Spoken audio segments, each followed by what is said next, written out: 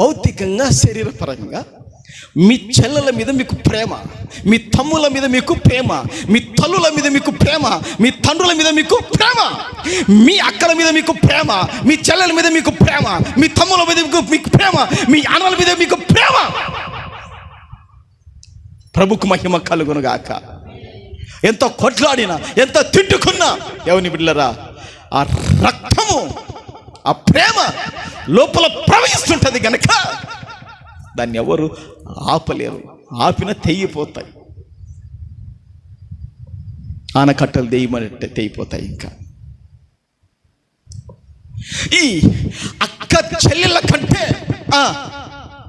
వాళ్ళని ఎక్కువగా ప్రేమిస్తూ నన్ను తక్కువ చూస్తే నాకు అస్సలు పాత్రుడు కాదు. నీ అక్కలు, నీ చెల్లెళ్ళు నిన్ను ప్రేమించినట్లుగా నువ్వు ప్రభుని ఎక్కువగా ప్రేమించు. వారు నీ పక్ష